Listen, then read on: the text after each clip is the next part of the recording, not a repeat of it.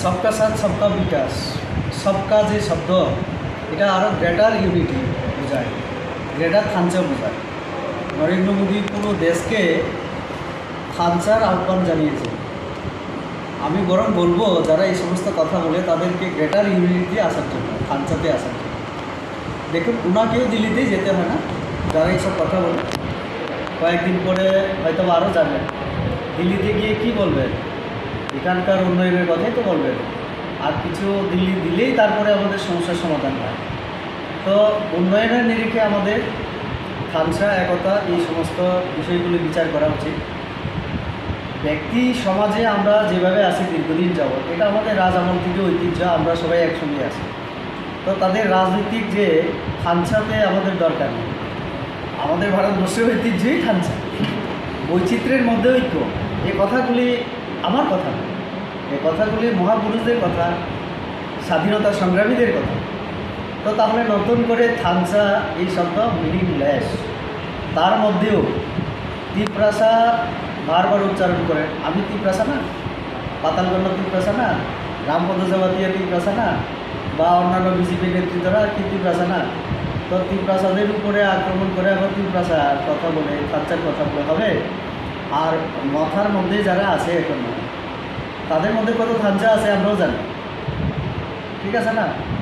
এটা দিন বলবে, সময় বলবে। একটা সময় দেখা যাবে থানচা তাদের মধ্যে কতটুকু আছে। কাজ সবে মাত্র শুরু হয়েছে তাদের। অর্থাৎ রাজনীতিতে অনেকে আছেন নতুন, আমার মতো রাজনীতি এসে। তো আরও কয়েক বছর গেলে তারপরে বোঝা যাবে কে ঠিক জায়গায় আছে আর কি।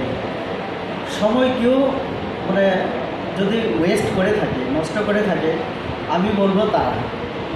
কারণ যে সমস্ত বিষয় দাবি তারা করে, এটা কোনো দিন হবে কি না ওরা নিজেরাই সন্দিহান। তারা নিজেরাই সন্দিহান, বলতে পারছে না হবে কি না। তো যে দাবিটা কোনো দিন পূরণ হবে না, এই সমস্ত দাবি আন্দোলন করে সময় নষ্ট না করে বরং নরেন্দ্র মোদীজি যেটা করে দেখাচ্ছেন, আজকে দেশের আমাদের প্রতিরক্ষা ক্ষেত্রে হোক, তারপরে আমাদের অর্থনীতির ক্ষেত্রে হোক, গরিব দূরীকরণের ক্ষেত্রে হোক, তো যেটা 21-22% গরিব, সেটা আমরা 10-12% ইতিমধ্যে কমিয়েছি।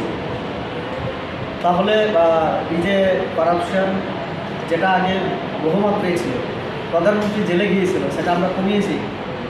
এডিসিতে তারা একটা সুযোগ পেয়েছে ভালো কাজ করা। শিক্ষক নিয়োগ মানুষ জানে না, কর্মচারী নিয়োগ মানুষ জানে না। স্কুলে অ্যাডমিশন করতে গেলে 20,000 টাকা দিতে হয়। একটাই তো স্কুল এডিসির অধীনে, খুমলুঙ্গে। একটাতেই যদি এত মানে করাপশন হয়, দুর্নীতি হয়, পুরো ত্রিপুরা যে দায়িত্ব পেলে কী হবে? তারপরে আমরা দেখছি এই যে কোনো টেন্ডার হয় না, অ্যাডভার্টাইজমেন্ট হয় না।